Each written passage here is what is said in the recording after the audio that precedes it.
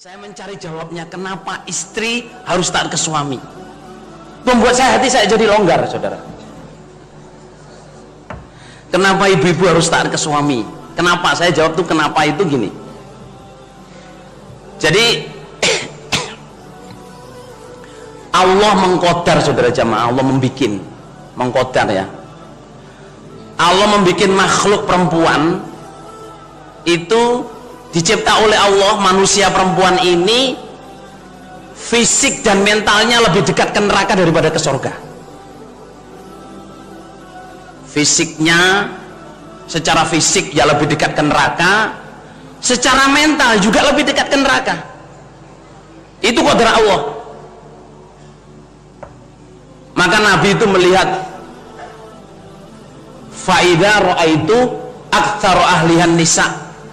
Maka ketika saya lihat neraka, kebanyakan penghuninya adalah perempuan. Jadi ibu-ibu supaya sadar ya, bahwa secara fisik ibu-ibu itu dicipta oleh Allah, fisiknya lebih dekat ke neraka, mentalitinya juga lebih dekat ke neraka. Fisiknya apa? Setiap bulan ya toh, ya apa? Nggak sholat mens, ya toh, hamil ya kemudian perempuan. Banyak laki-laki yang kelihatannya hamil tapi nggak hamil, saudara ya. Yang hamil ya perempuan. Habis melahirkan yang menyusui ya perempuan, nggak gantian. Pak, aku sing ngelahirno sampean sing nyusuni, ya enggak, saudara. Terus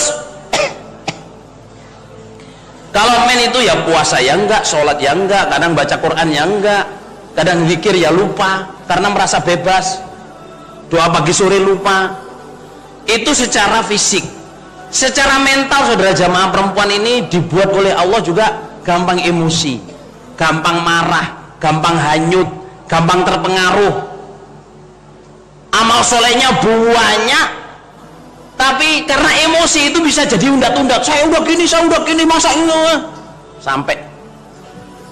Dan perempuan itu dibuat oleh Allah, saudara jamaah ya, sandiwaranya itu sampai di luar kepala, di luar akal.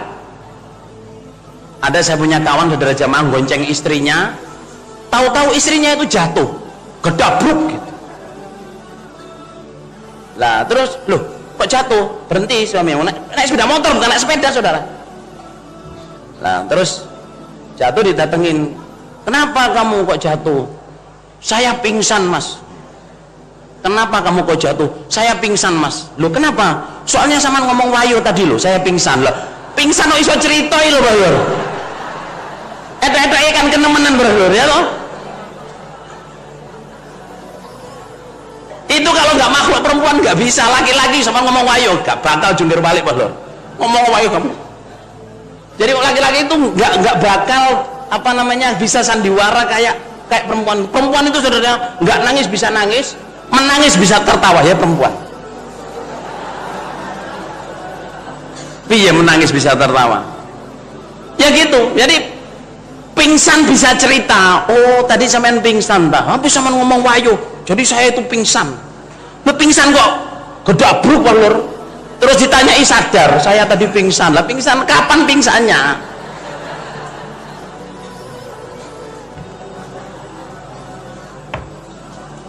Oke, sejamaah ya. Perempuan ini kenapa harus taat ke suami? Ini jawabnya adalah keadilan Allah. Allah menolong makhluk perempuan melalui seorang makhluk suami. Apa itu?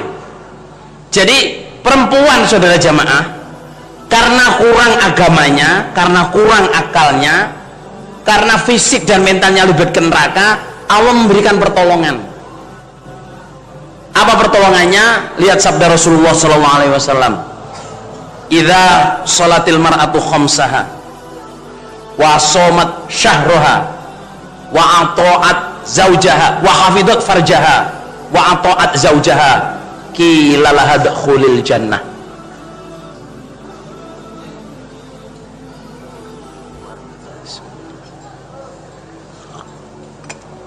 Ini ngomongin suami istri ini, jamaah ya. kenapa istri harus taat ke suami? Ini jawabnya ada di sabda Nabi yang 4. Jadi perempuan itu kalau sudah punya suami, kalau perempuan punya suami itu hisapannya ada 4. Hanya 4 tok.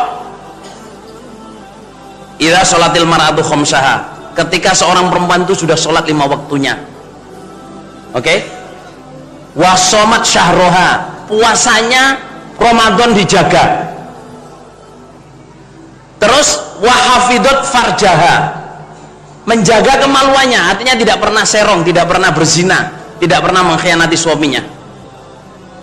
Yang terakhir wa ata'at zaujaha, bisa taat suami, itu qila laha dukhulil jannah, dikatakan untuk perempuan itu silakan masuk surga. Yang lain-lain tidak dilihat oleh Allah, dimaafkan semua. Yang penting sholat, puasa, menjaga kemaluan dan taat suami.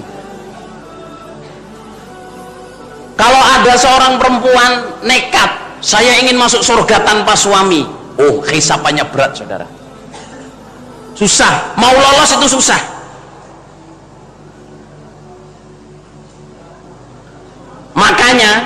Makanya sabda Rasulullah SAW, lau kuntu amiron ayyasjuda ahadan li ahadin la amartum ra'atan antas juda li zaujiha. Seandainya saya boleh memerintah manusia sujud ke manusia, yang saya suruh sujud adalah perempuan supaya sujud ke suaminya. Apa? Untuk mendapat ridho suami. Bahkan Rasulullah SAW bersabda, idza matatil mar'atu wa zawjuha an radin qila la dakhulil jannah. Ketika seorang perempuan meninggal dunia, suaminya bilang saya ridho dengan istri saya, itu cuma satu malahan, qila la dakhulil jannah, dikatakan masuklah surga. Oleh karena itu ibu-ibu ya, mohon maaf ini ibu-ibu ya, kalau punya suami ya, bentuknya apapun, rupanya apapun, hormatilah, jagalah, eman-emanen. Karena apa? Ini gaco saya. Apa gaco itu? Apa bahasa Indonesianya gaco itu? Hah? Kartu as itu loh, apa? Ini senjata saya untuk bisa masuk surga. Suami itu, mama suaminya hitam ya dielus-elus sampai koyok watu hitam bolor, gitu. Mama suaminya kurus ya dipijeti bolor. Mama suaminya gemuk ya dilus-elus ngene-ngene dalanku swarga rek. Jadi serjamaah perempuan lihat suami, lihatlah surga. Jangan lihat suami sebagai manusianya. Saudara, kalau lihat suami sebagai manusianya itu isinya jengkel tok. Mungkin apa nggih, Lur? Dulu waktu jatuh cinta pertama saudara jemaah, masya Allah, yang laki-laki itu assalamualaikum disuwe-suwe, barangkali lihat, baru mau datang ke masjid tuh gayanya muter, lihat sandalnya nek opo gak, Lur. Oh ada sandalnya, wis tenang, Lur. Mau sambung, wah ada sandalnya, tau menang, Lur. Bosono bolak-balik, kok nggak ada sandalnya, tapi ada, mesti ada ini, pakai kudung lain kali, biasanya apal saudara. Masono dinteni, kok ket mangga enek dinteni ya, Lur. Tiba-tiba dipakai sama mbae, Lur. Tewas lawak kuat ini, Lur ya. Biasanya suami istri itu ya kalau baru jatuh cinta baru ini kayak begitu, tapi kalau udah nikah saudara jamaah, wis banyak kelemahannya. Yang cewek kentut itu sampai baunya nempel-nempel di tembok, saudara. Kamu ini kentut model apa sih, gak hilang-hilang baunya?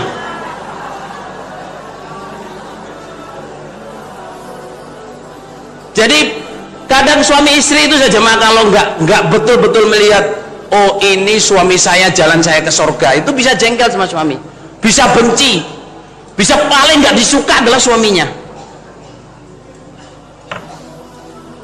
Makanya ibu-ibu dan bapak-bapak kalau sudah punya suami, lihatlah ini jalan surga saya. Tetapi dengan tadi, hunna libasul lakum wa antum libasul lahun.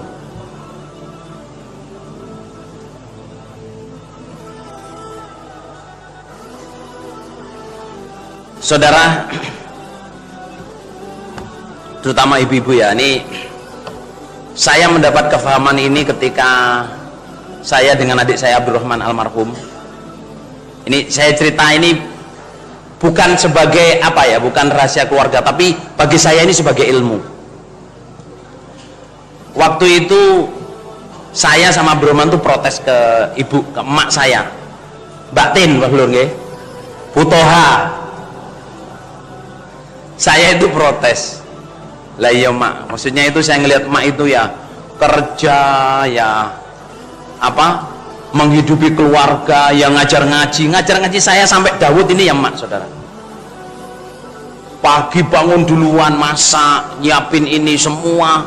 Terus saya ngelihat bapak itu ya, menurut saya bapak itu hidupnya fun, saudara. Apa fun itu? Happy husband, saudara.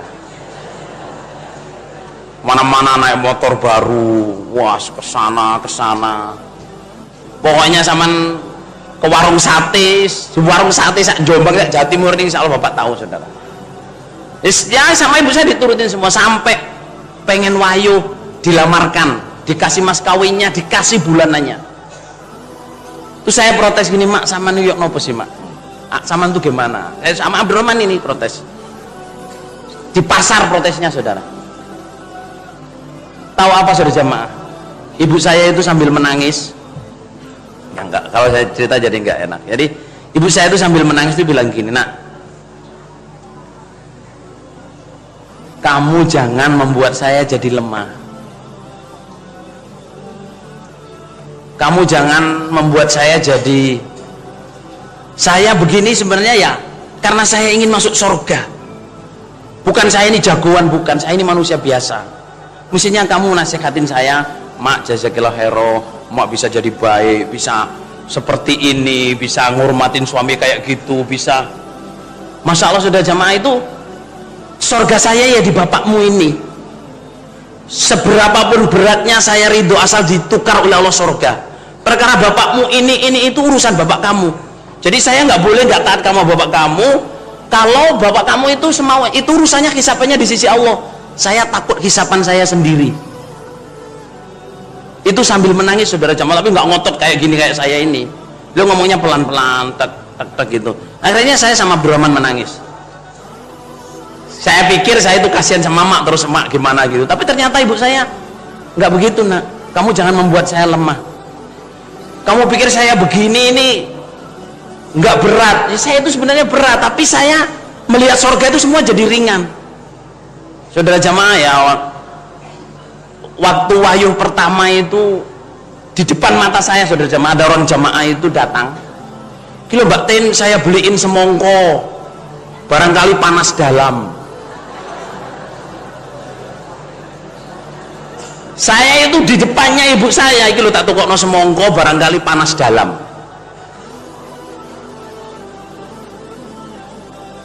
Di wahyu dilokno ngoten, terus ada yang lewat, panasi srengenge Mbak Tin iso ditahan wong akeh, nek panasi hati. Itu istrinya pengurus, saya masih ingat sekali saudara. Tahu nggak, panasnya matahari masih bisa ditahan oleh semua orang, tapi panasnya hati segitunya saja jamaah. Ada yang ngomong, wah lambiran benih emas rek, ketok yanteng tapi hati ini panas tuh. Ada yang datang ngomong, Mbak Tin, masalah sama itu Allah paring sama itu perempuan solihat, suaminya pengen wayu, dilamarin, diwayuin. Kalau saya, oh jangan kamu wayu, ngomong tok tak kablok Mbak Tin.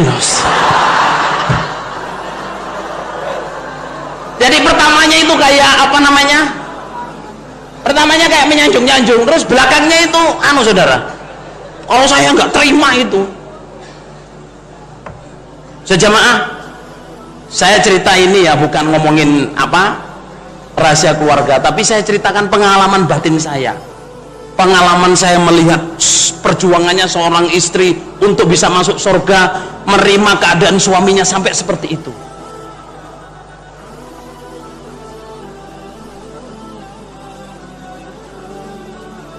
Dan kita yang melihat nggak tahan, tapi beliau sendiri ngomong, kamu jangan melemahkan saya. Dan saya akhirnya bisa mendapatkan pelajaran hikmah sampai saya bisa share dengan bapak dan ibu-ibu di sini.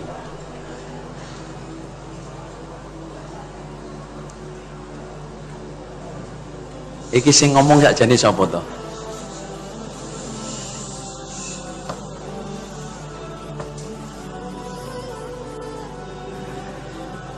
Alhamdulillah, jazakumullah khairan. Mudah-mudahan ibu-ibu semua di sini menjadi istri yang solehat, bisa menerima suaminya apa adanya.